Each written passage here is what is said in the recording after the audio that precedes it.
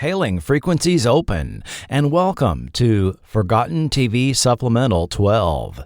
In the latest podcast that went behind the scenes of Sunn Classic Pictures and Grizzly Adams, we talked about Sunn's pre-production research they would engage in before producing a film, foreshadowing the type of market research TV network ABC would do in just a few years to reach #1 status. But as we saw with Sunn's film flops, The Lincoln Conspiracy, The President Must Die, and Hangar 18, the benefit of market research was somewhat limited in scope and successfulness. It's interesting that although the two mentioned political conspiracy films tested extremely highly, this did not translate into box office success for them. Sunn director James L. Conway noted that Sellier's audience testing also didn't seem to work as well with scripted narrative films as it did for selecting documentary topics. Testing the docudrama ideas was a very effective way to gauge audience interest, but it didn't always work. As a test subject, The President Must Die, a documentary about JFK's assassination, was strong, but the movie failed. Testing became less effective as we moved into dramatic movies like Hangar 18 and The Boogans. If you recall, Hangar 18 purported to tell the tale of a government cover-up regarding a UFO observed by the space shuttle crew that subsequently crash-landed in the Arizona desert and was taken to an Air Force base in Texas and tucked away in the titular aircraft hangar. I'll note that I discovered Hangar 18 was originally intended to be another Sunn pseudo-documentary.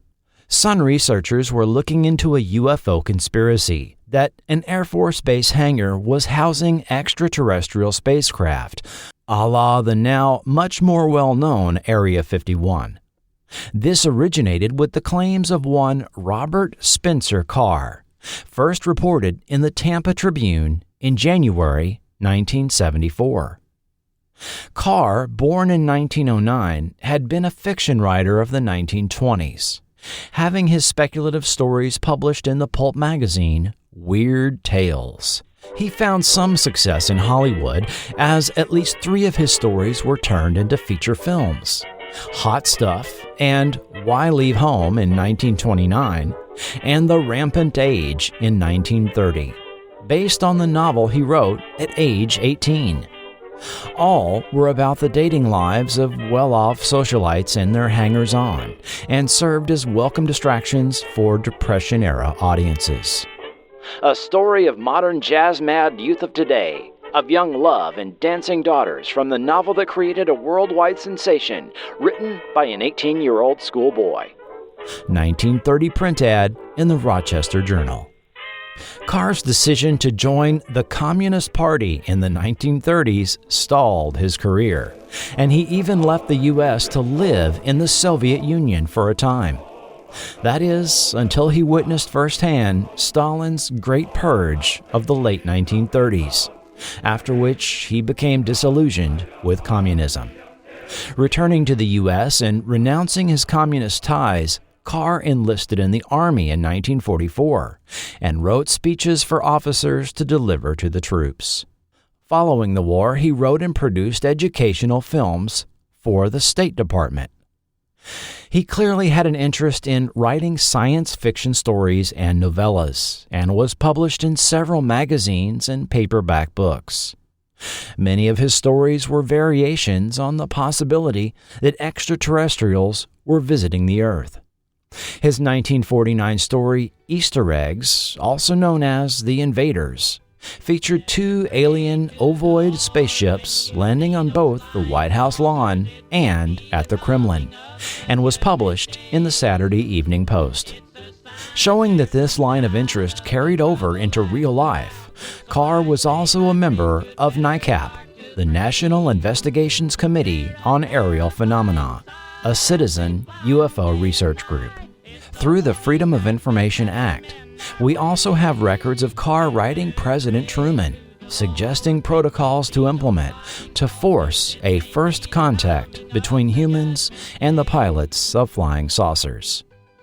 The day prior to the 1974 Tampa Tribune article, Carr had engaged a U.S. Air Force astronomy professor in an onstage debate about UFOs at the University of South Florida, where he taught creative writing.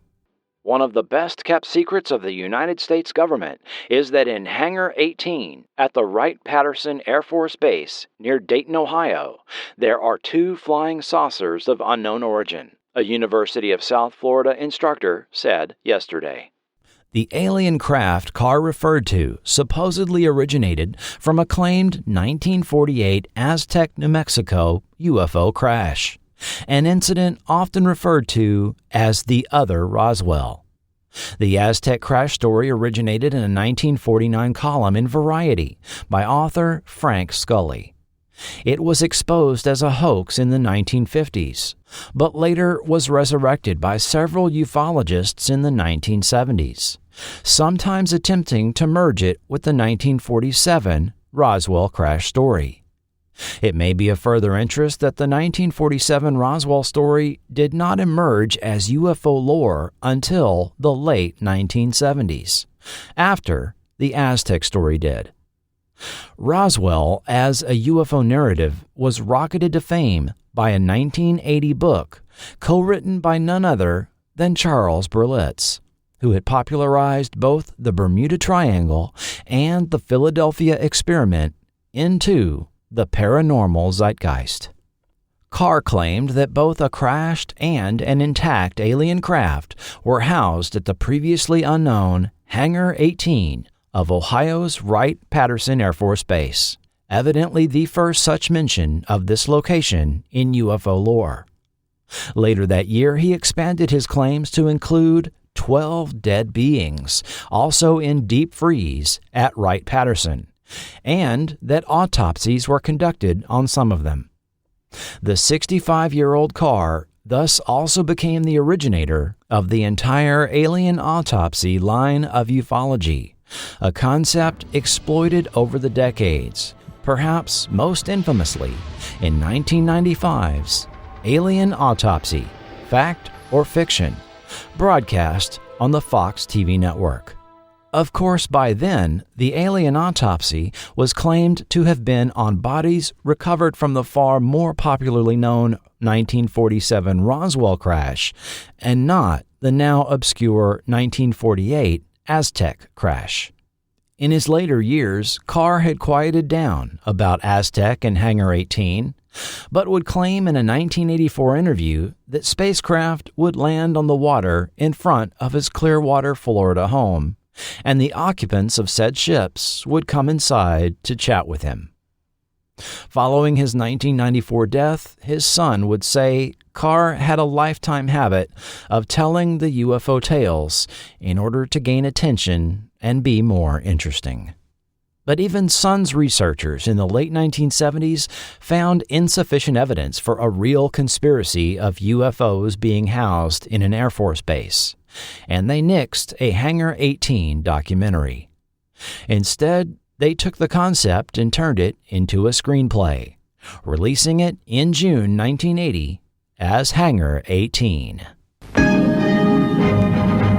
How did the United States develop the technology to pull ahead of the Russians in the space race? Many believe that a sophisticated guidance system was salvaged from a crashed UFO. Now, for the first time, a motion picture tells the story of these incredible events. It started with an accident in space, and it led to the crash of a large metallic disc in the Arizona desert. Military authorities immediately sealed off the area. We think it was a controlled landing. Give me a pass through to General Morrison. You mean someone brought it in? Just lights. No visible sign of life. Not outside. And that someone is still in there. Is the government concealing information it considers too startling to reveal? Well, we're not going to go running around yelling flying saucer. We don't finish what we started. It's all over for the president. Keep the lid on Hangar 18. Why have the facts been kept hidden from the American public? What is it our government doesn't want us to know? This new motion picture reveals the startling proof that the government actually has the wreckage of a flying saucer and the bodies of alien astronauts. you will learn the incredible story of the most startling government cover-up ever conceived. See the story of the UFO cover-up, Hangar 18. That September, the season premiere of In Search Of included Hangar 18 in its discussion on UFO cover-ups. Hangar 18 was aired on NBC in 1983 in the wake of the highly popular V miniseries, but with a changed title and an alternate ending. Tonight, is the Air Force hiding an alien warship?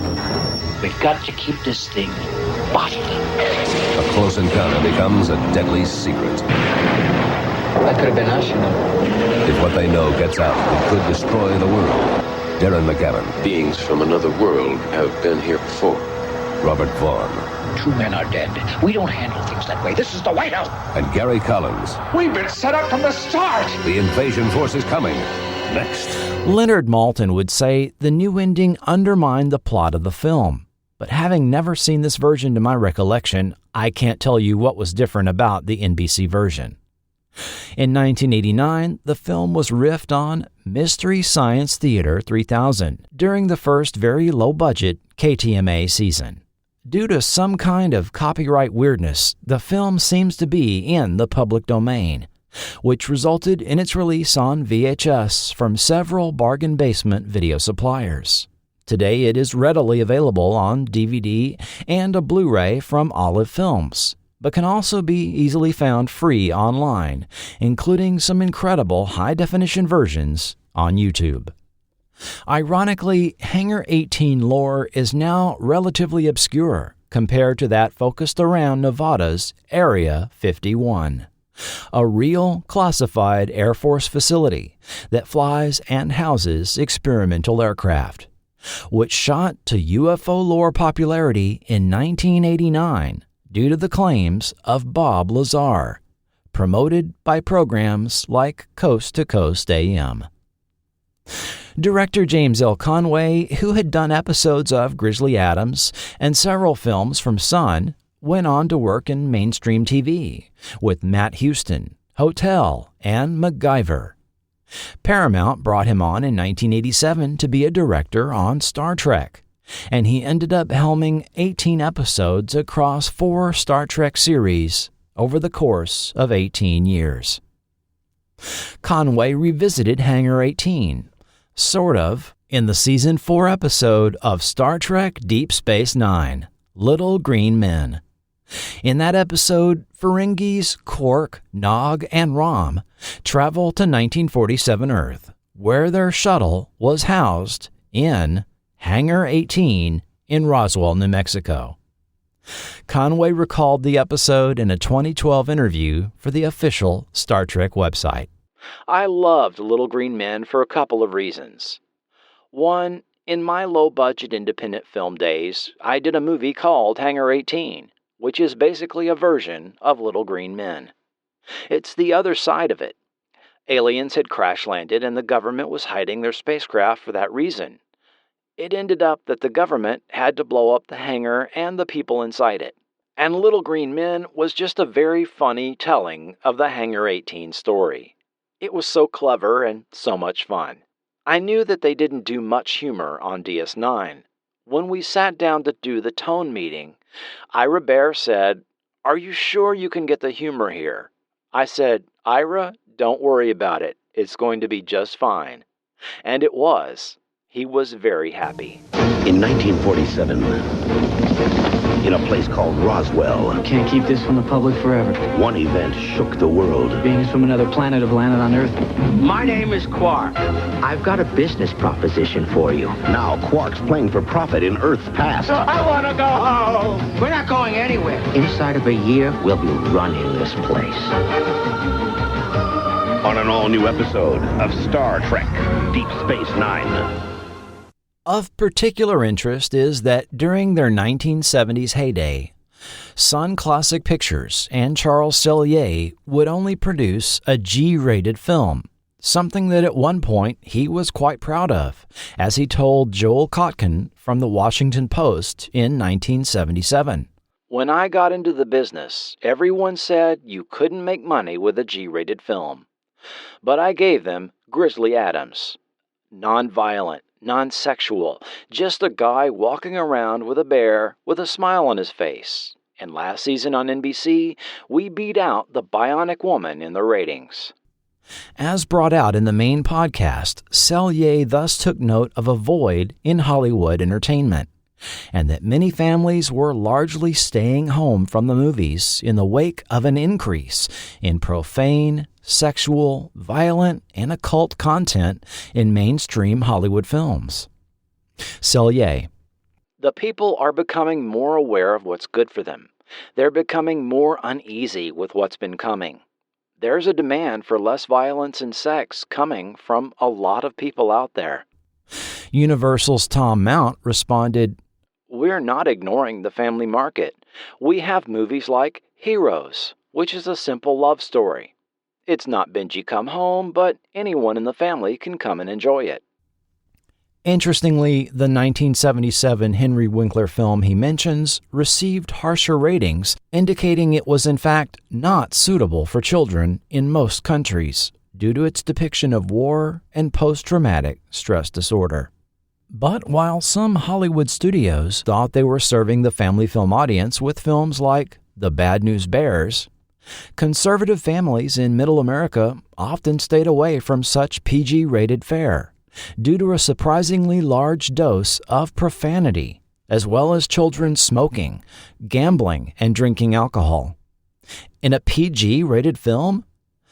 Yes, PG films didn't always have the saccharine, mild image they do now, and even a G rating didn't always guarantee a family film, as a third of all films used to receive this rating. Wait, what? To understand this, let's look at a review of the U.S. film rating system. The MPAA, or Motion Picture Association of America, an industry trade association, introduced the film rating system in 1968, after decades of erosion of the old Motion Picture Production Code of 1930.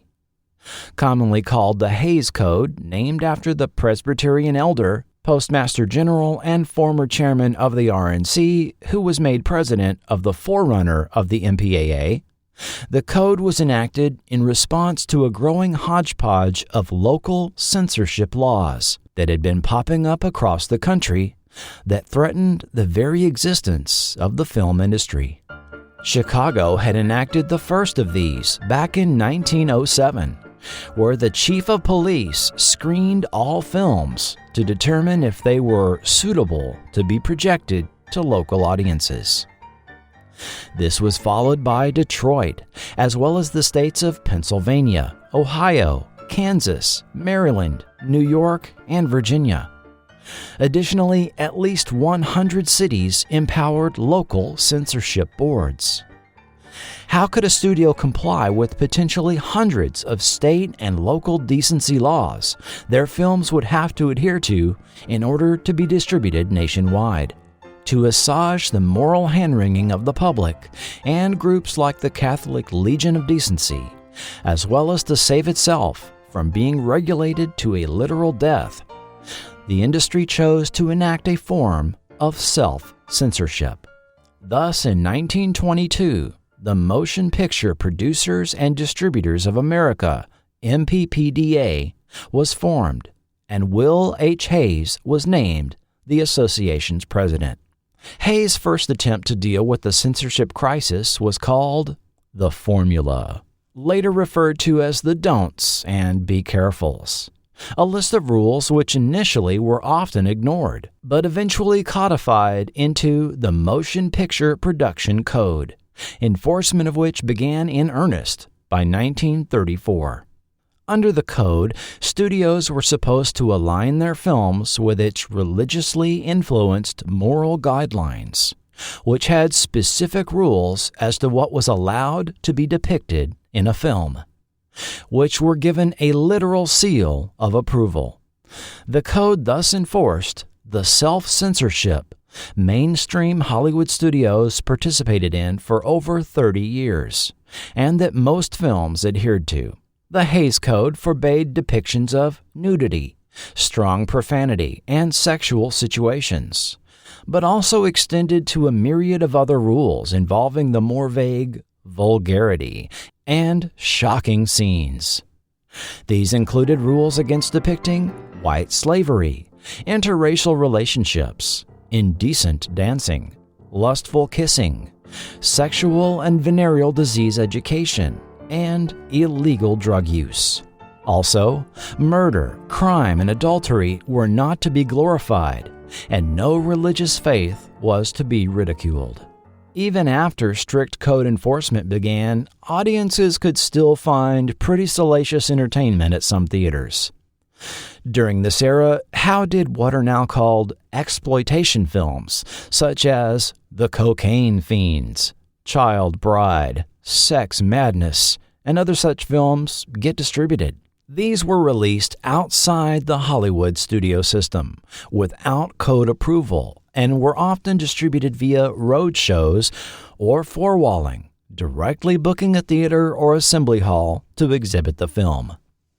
The films often purported to educate the public about the dangers of drug use or about premarital sex, pregnancy, and what were then called venereal diseases, but were in reality sensationalizing these topics in an era when perhaps 3/4 of public schools still didn't teach any form of sex education.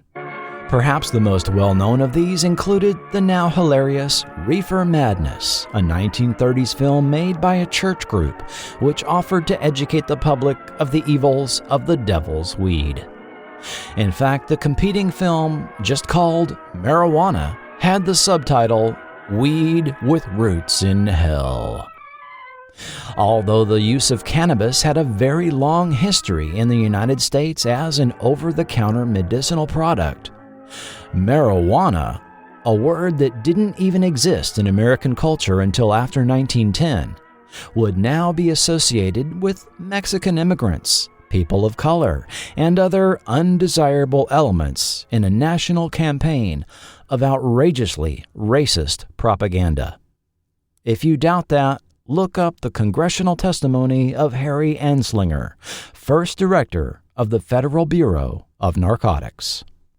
Likewise, there were many sexploitation films, but 1945's Mom and Dad reigned supreme as the most famous. A product of film promoter H. Kroger Babb, who had brought audiences the now infamous Child Bride, Mom and Dad would be shown to sex-segregated audiences. Women and girls at 7 p.m., men and boys at 9 p.m., for example. The film was a fictional narrative about teenage Joan, a sweet, innocent girl growing up in this fast-moving age, but kept ignorant of sexual matters by her parents, primarily her prim and proper mother. Of course, Joan goes too far with her boyfriend and gets in trouble. At the 67-minute mark, the film was halted for an in-person speech by radio's hygiene commentator, Elliot Forbes. Of course, each theater had a different Elliot Forbes appear that would hawk booklets on sex hygiene to the audience. The film would briefly resume Joan's story. Then the audience would watch as the high school class in the film viewed a set of sex education films, which would show the birth of a baby, followed by explicit scare footage of infected sex organs, concluding with Joan and the baby barely surviving childbirth in the version most commonly watched today. Although it is believed there were a variety of fates Joan and baby were subjected to in different versions. The promotion of this highly profitable film is a lesson in mid-century hucksterism. Kroger Babb would sometimes have to have the film pre-screened by local community and church leaders, and would often trim out the explicit parts for these screenings, pulling a bait and switch. Babb would also hire men to pose as street corner preachers, protesting the films and warning the public to stay away from the theaters showing it. The film played across the country for some 20 years. I found ads for showings as late as 1968.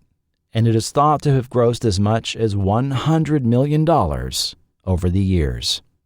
In 1948, Universal Pictures tried to replicate the success of Mom and Dad with The Story of Bob and Sally. But when it became clear Bob and Sally would not get an MPAA seal, the rights were sold off and bought by a Texas theater owner named Gidney Talley. Talley hit the roadshow circuit, following the blueprint H. Kroger Babb had set forth for Mom and Dad to a T. The segregated showtimes, the noted commentator, the sex hygiene booklets, the whole bit. Shocking beyond description, the most revealing picture ever filmed. When you see this picture, you will understand why grammar school children cannot be admitted. The bold, frank, human truth behind the failure of young marriage. The passionate problems of today's youth, who forget about consequences and defy convention. The subject that has been hushed. Come prepared to see something never before shown on any screen. The story of Bob and Sally. And that is just from one newspaper ad. Talley eventually joined forces with Babb and two other film hucksters, Irwin Joseph and Floyd Lewis, to form Modern Film Distributors, which booked what were now incredibly dated exploitation films as late as 1971. Why did I just go off on a tangent about Mom and Dad and a couple of grindhouse film promoters? Well, in 1985, I started working at a newly built theater in West Texas owned by Gidney Talley, Jr., who I worked for until his death in 1989. Central and South Texas residents may recall Mr. Talley, Jr. from his appearances on PM Magazine and other San Antonio TV. Talley stored a bunch of old film prints, boxes of old movie trailers, posters, and related paraphernalia behind one of our theater screens. This included several prints of Mom and Dad, and boxes of the sex hygiene booklets that were sold for $1. And all us teenagers that were working there had a good laugh. We vaguely knew he made a movie in the 70s, but it wasn't until randomly looking up stuff online in 2015 that I came across all this information about Mr. Talley and his father. The film Gidney Talley Jr. made in 1973, filmed in San Antonio, was called Prelude to Happiness. This was the beginning of Susan's nightmare. Now all she remembers is the pain. Oh, my God! Your leg had to be amputated. You couldn't have cut off my leg. She had her whole life ahead of her. It's not fair. There is no physical reason why you can't have a husband and children.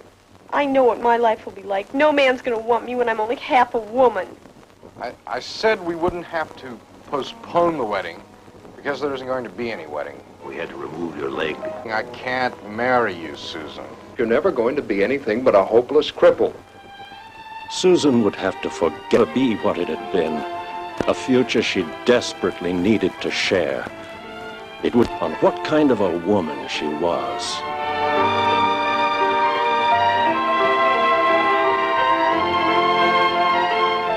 The film starred real-life amputee Rose Petra as a hit-and-run victim who wakes up in the hospital to find her leg has been amputated above the knee.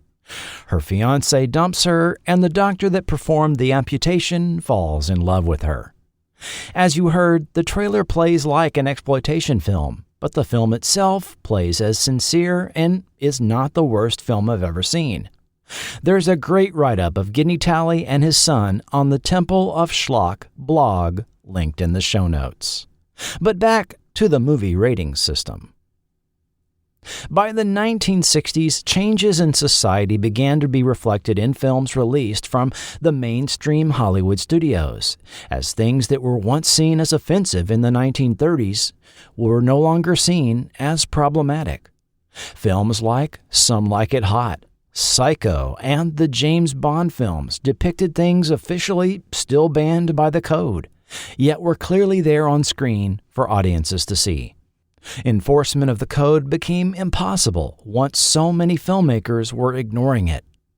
One result of what many considered to be objectionable content reappearing in films was the formation of scores of local film ratings boards and groups forming across the U.S., many religiously managed or influenced. Catholics had the National Catholic Office for Motion Pictures Classification, as well as that Legion of Decency that operated for decades. The Legion could issue a C to condemn a particular film, which observant Catholics were encouraged to follow. But the sway of the Legion also extended to dictate the moral tastes of the larger Protestant public. Even after the code had been fully implemented, films like 1943's The Outlaw with the buxom Jane Russell, or 1947's Black Narcissus, which depicted nuns questioning their faith, received the dreaded C. Even well into the 1960s, Father Sullivan from the NCOMP would appear in local newspapers to explain why certain films were condemned. Individual cities like Dallas, Texas, created their own film ratings boards in the 1960s in imitation of the earlier 20th century trend. Created in 1965, the Dallas Motion Picture Classification Board, consisting of mostly white church ladies, characterization my own, but also pretty accurate, would meet every Wednesday to screen movies and bestow their ratings of either suitable or not suitable. For decades in the city of Dallas, children under 16 could not attend any movie labeled not suitable without their parents. Films that played in the city were additionally labeled with an S for sex, V for violence, L for language, D for drugs, N for nudity, and P for perversion. Other cities came up with similar classifications. By the late 1960s, 42 of these local censorship groups had popped up. Some theaters were implementing their own rating systems, such as the drive-ins of Wichita, Kansas, where films were given one of 4 categories. In a structure that now sounds familiar, Category 1 indicated general audiences. Category 2, adults and young people 12 and up. Category 3, adults and mature young people, age 16 and up. And Category 4, adults only, to be seen only by those age 21 and over. 1965's She with Ursula Andress was given a 3, while 1962's Lolita and 1966's Blow Up were both given a 4. A group called the Film Estimate Board, the PTA, Parents Magazine, and sometimes local newspaper columnists themselves all also issued guidance on the audiences that particular films were suitable for. And by 1967, you could open your local newspaper to find what as many as 5 different groups thought about the appropriateness of a given film playing in your area. By 1968, facing a repeat of the 1920s censorship crisis and proliferation of local ratings boards, the industry group, now called the Motion Picture Association of America, made the decision to abandon the increasingly ignored Motion Picture Code altogether. Forming the Classification and Ratings Administration, or CARA, as an independent division, a voluntary, age-based industry content rating system was devised that would apply one of 3 lettered symbols to films. G would suggest a film meant for general exhibition with no age restriction. M would mean a film was suggested for mature audiences and that parental discretion was advised. R meant the film was restricted and children under 16 were not to be admitted unless accompanied by a parent. Then, at the behest of the National Association of Theater Owners, or NATO, the creation of an additional classification was added. Fearful of the potential of legal issues resulting from authorities still wishing to implement censorship at a local level, NATO urged the addition of an X rating that would allow a film to be restricted to those 17 and older to address this concern. In a decision that later came back to bite them, the MPAA did not copyright the X rating, with the intent of allowing filmmakers to self-apply this classification, in addition to being a ratings option for films submitted to the board. Initially applied to mainstream films the ratings board simply felt were adult in nature, such as the Oscar-winning Midnight Cowboy and the nominated A Clockwork Orange, 25 X ratings were issued the first year of CARA's operation, and 48 the second year. However, by the third, the number had dropped to 6. What happened? The X rating began to be hijacked by the burgeoning pornography industry, as producers of sexually explicit films started to self-apply the X rating, and even create the fictitious XX and XXX categories. Pornography on film was previously something consumed as what were called stag films, clandestinely screened shorts in back rooms for all male audiences, or perhaps viewed in a coin-operated peep show machine, if you lived in a city that had an adult bookstore, or euphemistically named amusement arcade. In the 1960s, after families had fled city centers for the suburbs, major downtown movie houses that had been built in the 30s and 40s began to show these adult films. By 1960, New York City's Globe Theater, previously known as the New York Theater, steps away from the corner of Broadway and 42nd, was already playing risque, nudie films to people willing to go downtown and risk being seen entering. As these theaters proliferated, by the mid-60s, ads for what was playing on these screens began to creep into newspaper movie listings in major cities across the country. By the end of the 60s, the nudie films being shown had morphed into explicit pornography. But quite a stigma was still attached to patronizing such establishments, usually located in what was now the seedy district of your local city.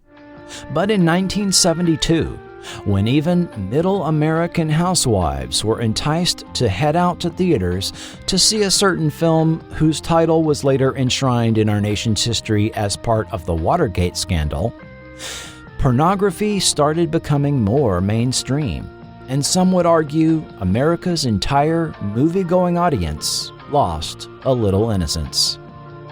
Ironically, like Sunn Classic Pictures, the producers of Deep Throat also took a cue from Kroger Babb and four-walled the film in theaters across the nation, creating the basis for a copyright dispute over the film that continued into the 21st century. Meanwhile, the other film classifications were undergoing changes. M was first changed to GP in 1970, then to PG in 1972, specifying parental guidance suggested some material may not be suitable for pre-teenagers. For the first couple of years of implementation, G was the default rating a film would be given, unless specific content prompted the ratings board to apply a harsher rating. With the G rating initially being applied to over 30% of all films released, this encompassed quite a wide range of content, most of which was not even aimed at children. Examples include 2001: A Space Odyssey,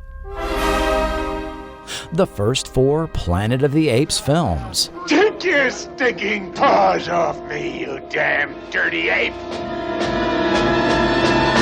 The Odd Couple, the terrifying The Andromeda Strain, the war films The Green Berets and Tora Tora Tora, and perhaps most infamously, the bloody hammer horror film Dracula Has Risen from the Grave, the very first film to which the G rating was applied. Dracula has risen from the grave. You just can't keep a good man down. This picture's been rated G. During these very early days, the board was obviously still fumbling their way around the new ratings. And many of these films should probably have gotten an M, GP, or PG. As the 1970s progressed, fewer and fewer films were rated G. And by the end of the decade, in both the minds of the public as well as the movie studios, this rating had come to be associated with strictly family-friendly fare, such as The Muppet Movie and The Black Stallion, two of less than a dozen films to receive this rating in 1979. But even before then, the G rating began to be seen as something of a pop culture pariah. In 1977's Close Encounters of the Third Kind, young Brad Neary codified the jaded attitude most kids already held by that time. Who wants to go see some dumb cartoon rated G for kids?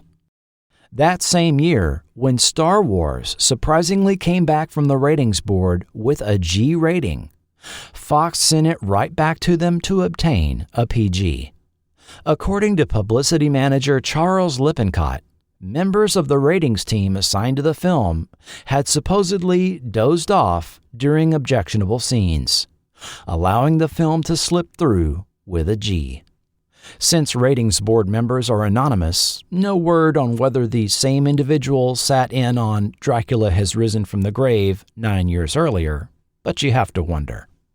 Even Sunn Classic Pictures couldn't avoid the rating shift that took place, and by 1979, they too began putting out PG-rated films. The trend of the G rating being seen as something for filmmakers to now avoid probably reached its pinnacle in 1982 with the production of both Annie and E.T. the Extraterrestrial.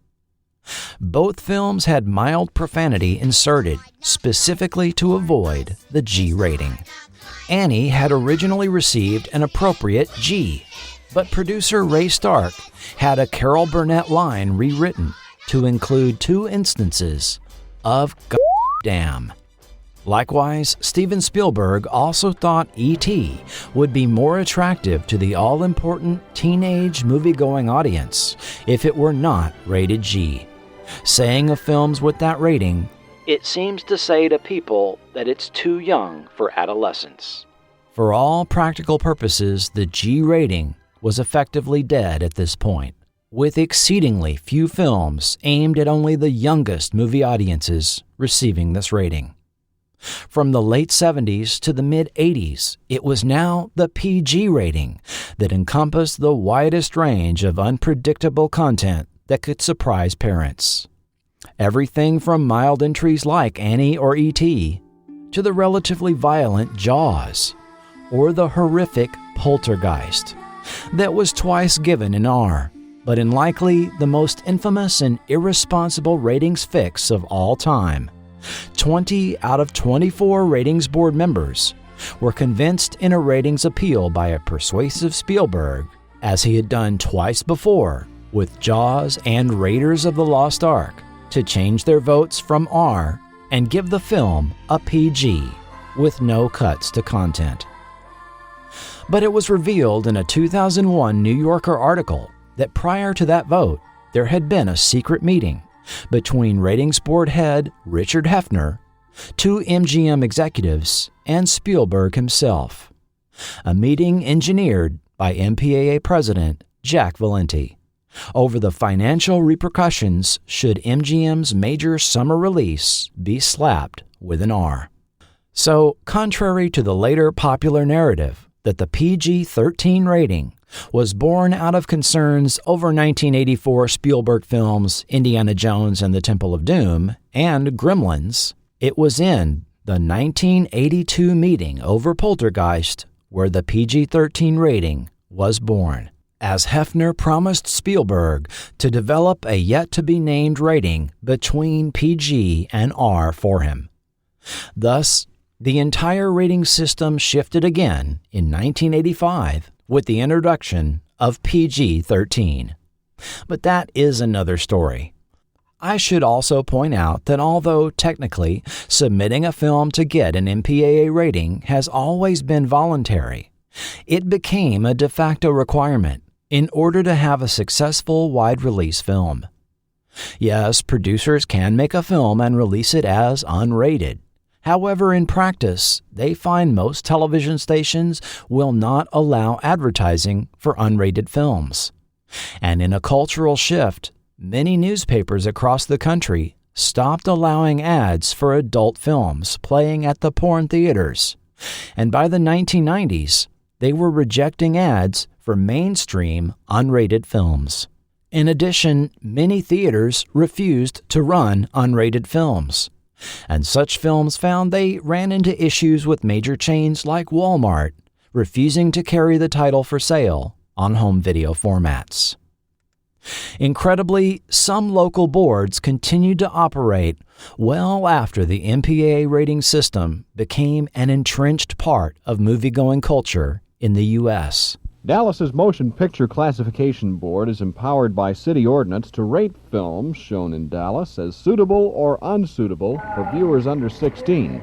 Today, the board invited area theatermen to its meeting, and right away, Chairman Mrs. Annette Strauss took some of the theatermen to task for not printing the city classifications in all ads, both print and broadcast.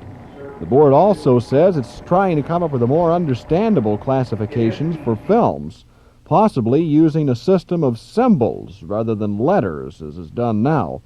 But a long discussion between board members and theatermen produced only more confusion. If a new system of classifications can be drawn up, the board hopes local broadcast and print outlets will help educate the public to the system. But as one theater owner put it, how can we expect the public to learn a new system when they're still confused about the old one? Arch Campbell, Channel 8 News. The last one to operate was none other than the aforementioned Dallas Motion Picture Classification Board, which screened PG and PG-13 films and could wield its not suitable designation that had the power to kill local box office for these films. Through the years, the board received its share of mockery from sources like Johnny Carson on The Tonight Show to New York Times articles. Hollywood studios called it that thing they have in Dallas.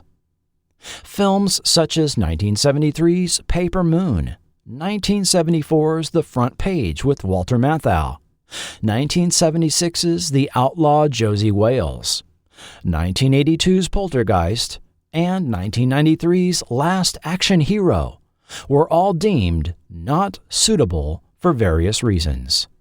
But by the 1990s, the Dallas board started to receive serious pushback from the industry. Attempts to rate 90s films Ghost and The Naked Gun as not suitable were met with legal challenges from Paramount, generating legal costs for the otherwise lean-budgeted board. The board continued to operate until August of 1993, when its demise made national news. The MPAA, NATO, and the ACLU had all repeatedly implored the city of Dallas to disband the board and praised the city council's vote to finally abolish the taxpayer-funded effort. Jack Valenti. I congratulate the City Council of Dallas for confirming once again that government at any level cannot and ought not be involved in what people read, listen to, or watch. However, not everyone was pleased. Board Chairman Fred Arbach, a local dentist and very active member of First Baptist Church, framed the fight to keep the board as part of a larger political culture war, using phrasing that is by now familiar. Following the City Council vote, Arbach said, "They have signaled to the world that Dallas no longer cares and is a partner with Hollywood in the war on America. Hollywood has an agenda. The lifestyles of the Hollywood writers, producers, and directors are different than mainstream America." Interestingly, in early 1993, the board was considering adding DS to their list of content descriptors, standing for deviant sex, essentially a euphemism for any depiction of homosexuality, in response to one particular film, even though it fell outside their purview as it had been rated R.